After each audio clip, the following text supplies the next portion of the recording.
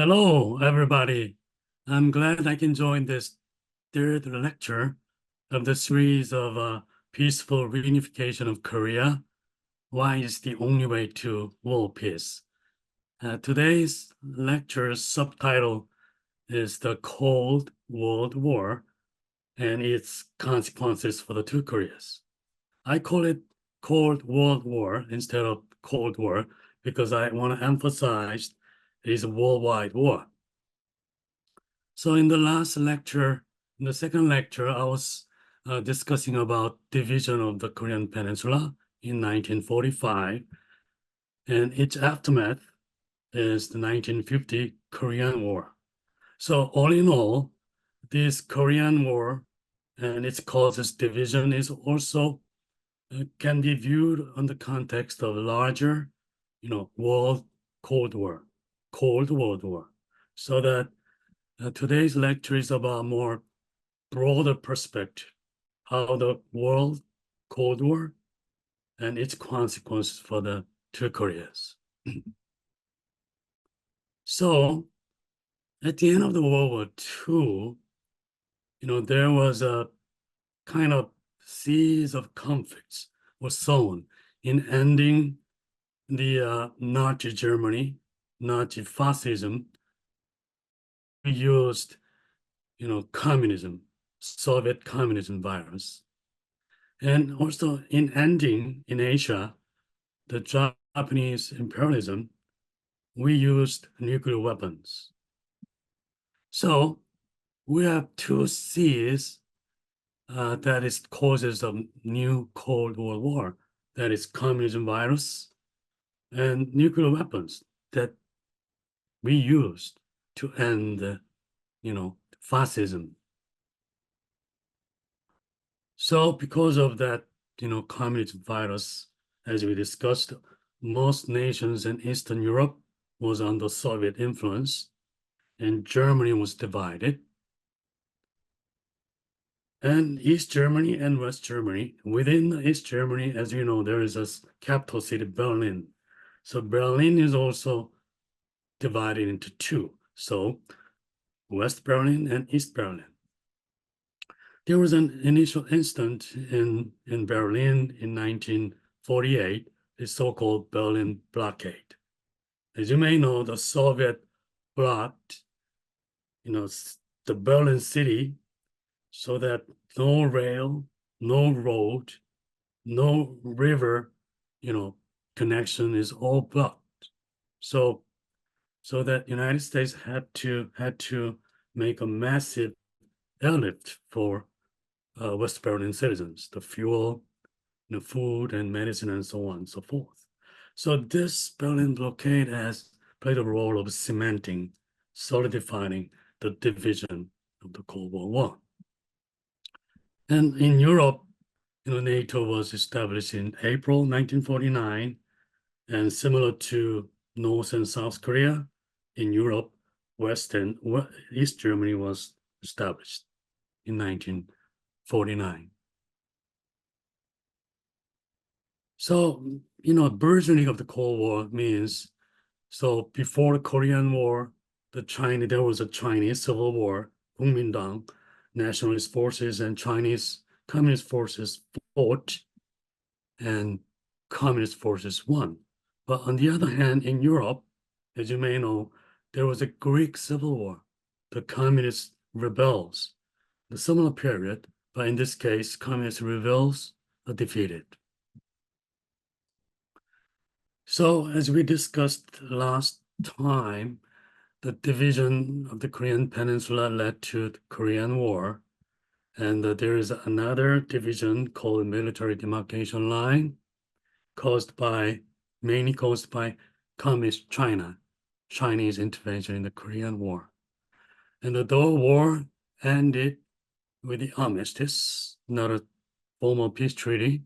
So the ceasefire prolonged more than 70 years. And as you know, the Korean DMZ has been there for the last 70 years. So I just want to remind you that importance the Korean DMZ in this lecture series, so that last time I talked about Korea as a linchpin in reuniting the two sides, left wings and right wings. So in this case, I want to show you this actual linchpin here. So this is the linchpin, you know, linking two parts in machines. So I thought this pin, it looks like a DMZ itself. And then this is a safety ring in a linchpin. Now imagine this as a four hot powers surrounding Korean Peninsula, like US, Japan, and Russia, China. We need soft powers of Korea, Korean DMZ, and hot powers, safety ring to make world peace. So I want to remind this, and then there's a symbolic, instant in history, that is Olympics. This is the coldest era in the Cold War in 1980 because of Soviet invasion of Afghanistan in 1979. The US boycotted Moscow Olympics, so it became half Olympics in 1980. And in return, 1984, Los Angeles Olympic was boycotted by Soviets. So, so 1980, 1984 became half Olympics. But now in 1988, some Olympics in Seoul actually linked and play a role of linchpin of two blocs, Eastern Bloc and Western Bloc, Soviet and US. So in this regard, US view of the Korean DMZ is very important. But so far, unfortunately, US just seems to view the DMZ as a line, line in the map, not a zone that has been developed for the last 70 years. So remember the Atchison line I talked about. So from the US point of view, it seems that the Korean DMZ is just second Atchison line to contain the communist threat. But in reality, Korean DMZ is divided by military demarcation line. So two kilometers in the south and 2 kilometers in the north. So southern half is controlled by US Army and UN command. So it's led by US Army General, currently General Paul Nakamura, under the armistice agreement. But he has two other roles. That is US forces in Korea as commander under the US ROK Mutual Defense Treaty. And another role he has is the US ROK Combined Forces Command. So that has been established mainly because of 1976 ex-murders in the Korean DMZ. I'll explain later, terrible incident in the DMZ. So, but for the last 70 years, many South Korean leaders proposed the UN peace zone in the Korean DMZ and Peace Park, and NGOs such as DMZ Forum has proposed many times to the US government, but it has not really officially responded. And why? I will explain more. It is because of the Cold War structure, Cold World War from 1945, 1991 until the fall of the Soviet Union.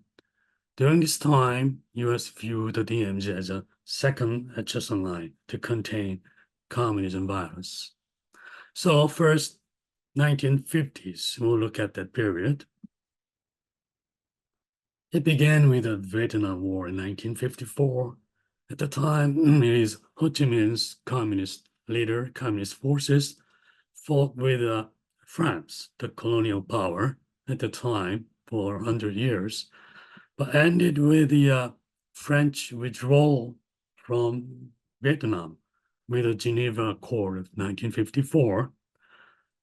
But they ended with the division of Vietnam and North Vietnam and South Vietnam at the 17th parallel. Remember, similar to 30th parallel in the Korean Peninsula. So sowing the seeds of greater conflicts later. So in Korean Peninsula, the North and South Korea is solidifying its political power. Kim Il-sung in the north and Lee Sung-man in the south, and they are busy in rebuilding their economy and society. But in larger scale, in the US and the Soviet Union, they enlarge the number of nuclear arsenals, and England, France joined the nuclear state, bloc. And besides that, Soviet Union, spearheaded the space competition. Remember that the Sputnik shock in 1957, the first space satellite in human history. So, and after that, there's a first man on the space orbit, Yuri Gagarin, 1961. So Khrushchev, the leader of Soviet Union, is so much proud of that. And then this space satellite has a ramification for use of ICBM, intercontinental ballistic missile, that nuclear warhead. So direct attack from Soviet to Washington, that is considered. So similar to the current situation by North Korea testing space satellite, but it can be used as a ICBM threat to the United States. So based on that, simmering, Cold War structures, the 1960s is the coldest era. So it began with the Berlin Wall in 1961. The Berlin Wall established in the city of Berlin between West and East Berlin is a symbolic wall between Western Bloc and Eastern Bloc. And you remember that the historic moment of 1989, the demolishing of Berlin Wall. And there is a Cuban Missile Crisis in Central America, just below Florida. It's a huge topic. So in many cases, one semester topic of political science.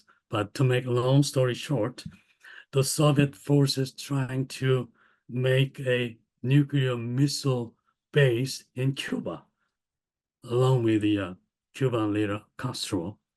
So the President Kennedy tried to block it, and there was a naval blockade in the sea surrounding Cuba, unprecedented, moment, kind of Third World War was imminent, but it was diffused, and Soviet vessels retreated to Russia.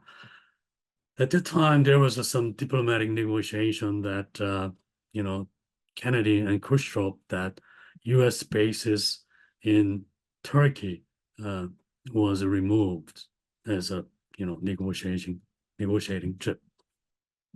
Anyway, so there's another big topic, Vietnam War. I don't want to go into details, but President Johnson at the time, thought about the domino theory. That so if one country became communized, all other neighboring countries would communize too. That's the main kind of thought to participate in the Vietnam War, and the more than 20,000 South Korean military was also joined together. And this is a big one lasting until 1973 by the US.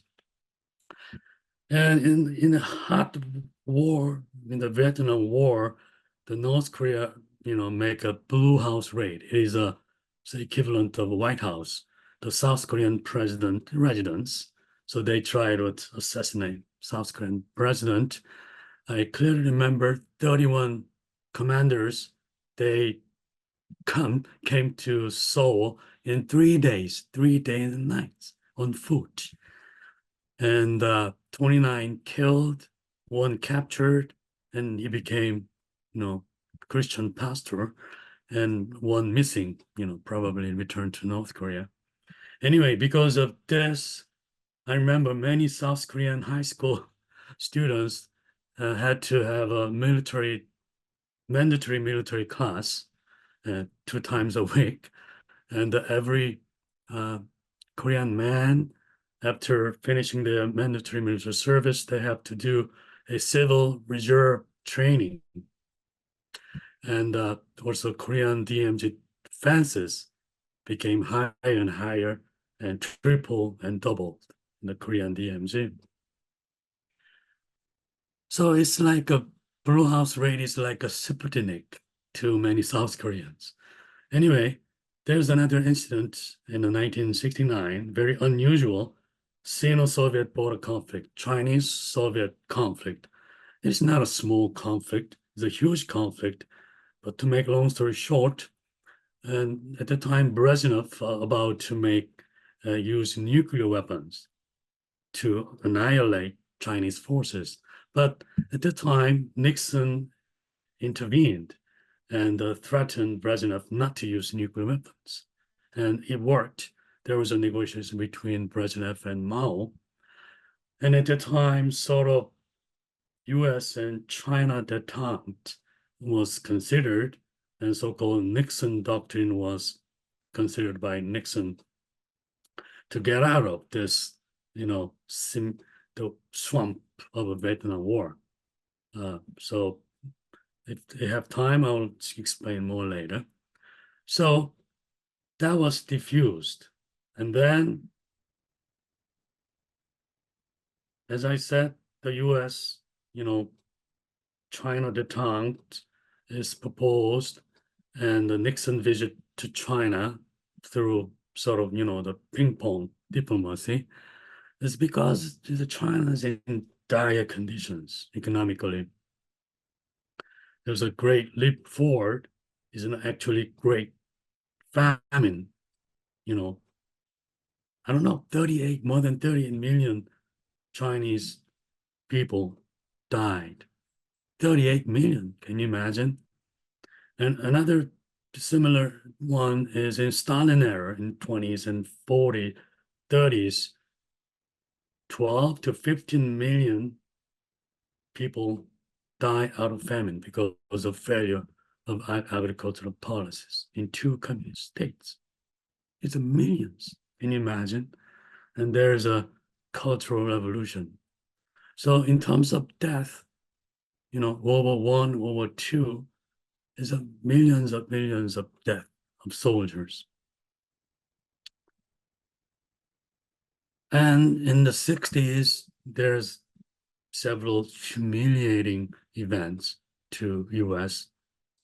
There is a one is 68, 2 days after Blue House raid, the North Korean battleships, captured USS Pueblo. There's a Navy intelligence ship is captured. And another one is new US Navy aircraft, also intelligence aircraft, a year later, 1969, both in East Sea, Wonsan area. So both captured, one in uh, Johnson era, 1968, one death during the initial battle, and 82 crewmen captured, imprisoned, and tortured near 11 months, and released in eve of Christmas, December 24th, 1968. Humiliating an event. Actually, there's an apology statement drafted by North Korean authorities, and then the dozens of negotiating in the DMZ, the US representative just signed that apology letter statement drafted by North Koreans.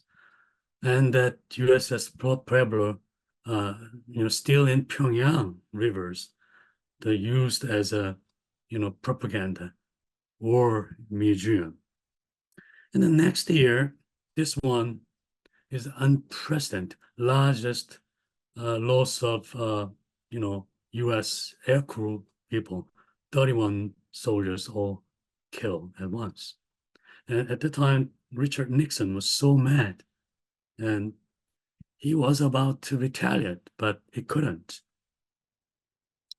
And then just, he couldn't do anything because he's in the sort of Nixon doctrine that he tried to make an exit plan from many US involvement in worldwide conflicts.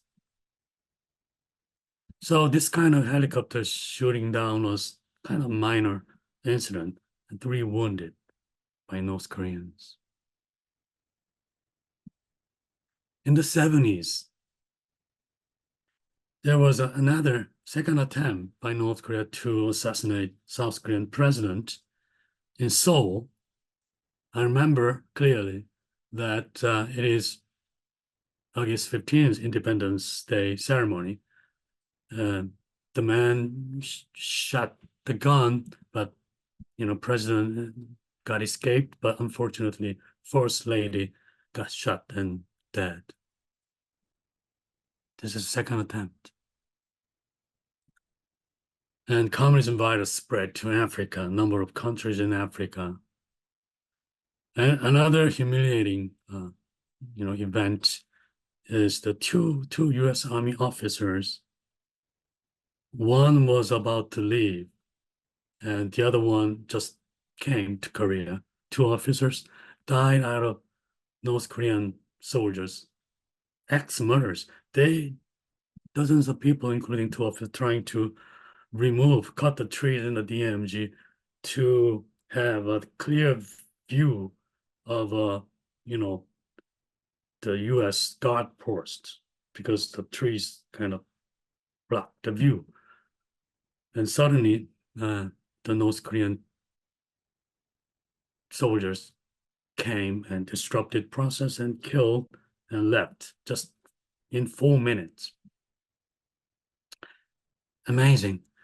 At that time, President Ford was trying to do, whatever they can do. Also, in, days of discussion, they not to, because it's only 3 years after the ending of the Vietnam War. So they made a so-called Paul Bunyan operation of tree cutting. I think this is the most costly, expensive tree cutting project in human history, because all the naval forces, air forces, and armed forces ready to attack North Korea when and if North Korea intervened in this tree cutting process. So it took 40 minutes, less than an hour. The tree cutting is performed and done, now forgotten, but the painful experience and his families of 2 officers still reviving. And there's a series of Korean Airlines, incidents. There was in 1978, Korean Air 902 shut down, but emergency landed in Soviet territory, and 2 killed and released later. And the Soviet invasion of Afghanistan, and that led to the boycotting of 2, Olympics, as I said. And in 1980s, so President Reagan assumed the presidency, and then there's a Central America. There's several incidents. The Nicaraguan Civil War, that hasn't been begun already, but got more serious. The Sandinistas, the communist rebels, they were backed by Castro, and Reagan is trying to block this kind of domino kind of effect in Central America. So Reagan kind of trying to help the Contras, a lot of political problems, but I don't want to get into that. And another small, island in Central America, U.S. invaded Grenada to prevent it becoming a satellite state of Soviet and, Cuba. 1983 is a terrible year, that there was a Rangoon bombing in Burma at the time, now Myanmar, in South Asia. This is a national cemetery.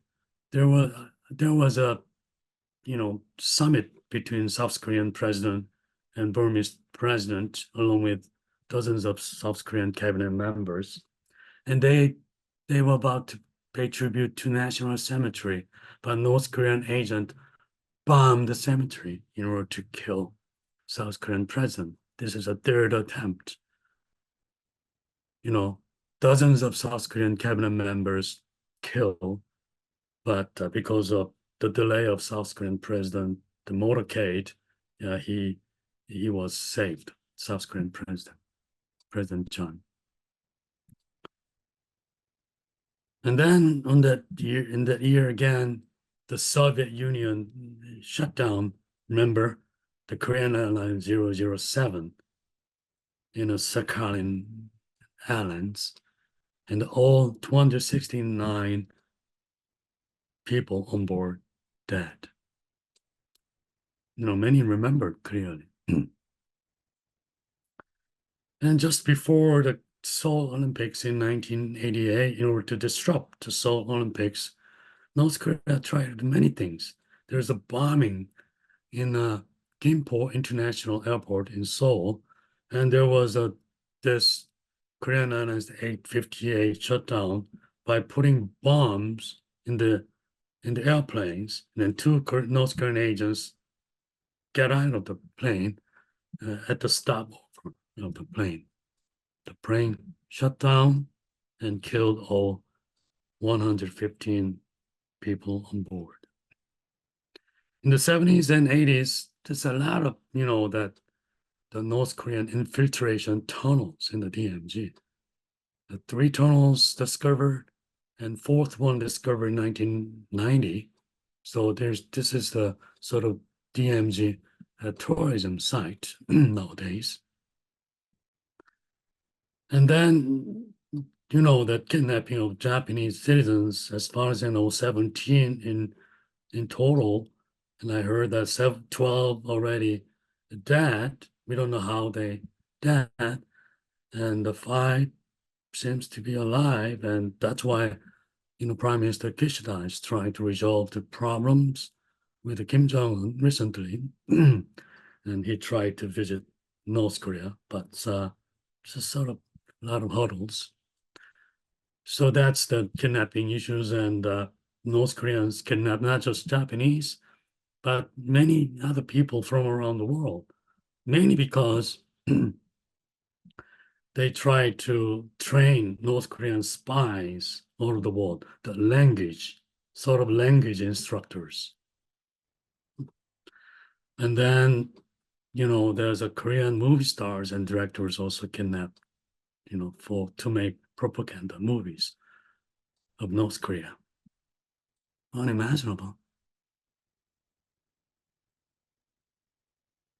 Yeah, but out of all this, there was a sort of engagement efforts. So I should mention before ending today's lecture, because there was a visit by Reverend Sun Myung-moon to North Korea the end of November till early December to meet with Kim Il-sung. Very important projects was, begun by this meeting. So whoever wants to study Korean unification in serious manner, in practical manner, I encourage and recommend to study Reverend Sun Myung-moon's visit to North Korea and his work to North Korea. And this is a unification church leader, and actually unification church's primary purpose is sort of unification of the 2 Koreas. It's a primary goal. And then Reverend Moon also met with Gorbachev and encouraged him to have a confidence in glasnost, openness, and perestroika policies, restructuring. So, there was a, reciprocal visit of Reverend Moon to Moscow and Gorbachev's visit to Seoul later. So So this is historical facts you gotta study more. And of course, there's another engagement by Nixon's Detang efforts to Mao in this period, and President Carter's efforts to, engage Deng Xiaoping to economic reform in China.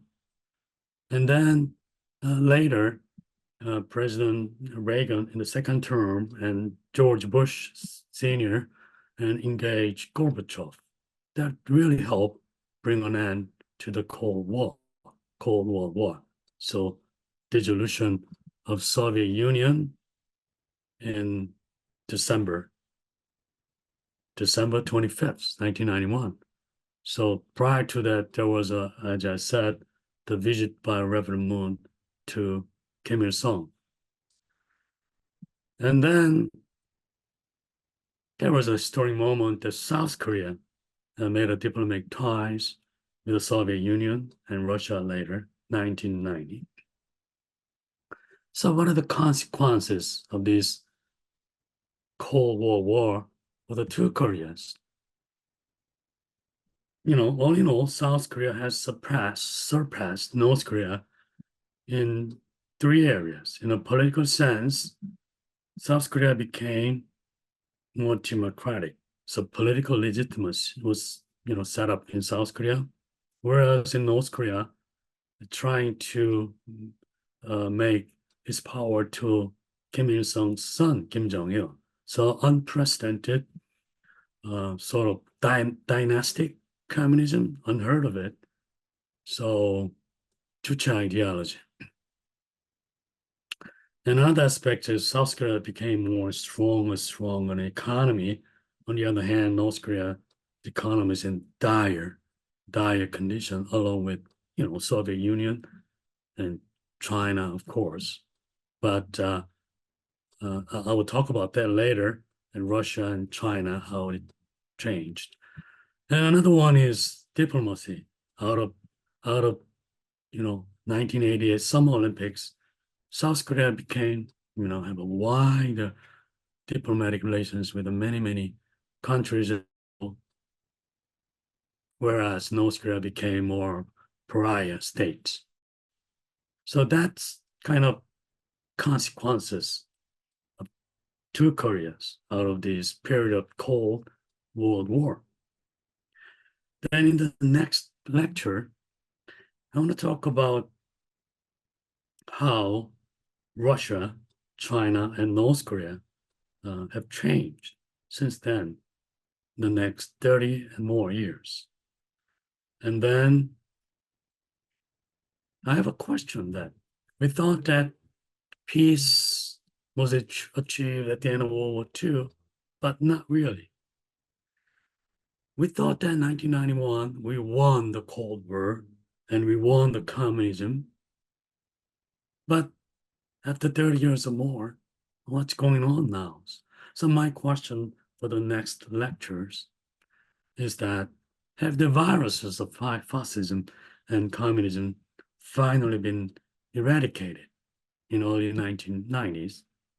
Or are they merely dormant or intermingled between fascism and communism, or mutated in unprecedented way? So I'll talk about that in the fourth lecture, and hopefully in the fifth one, I'm going to talk about some measures, how we can really achieve world peace. So hopefully we'll all get to that. I really want your wisdom and your contribution to make the real world peace. Hopefully it'll be accomplished very soon. Thank you, and thank you for listening to this lecture. Thank you.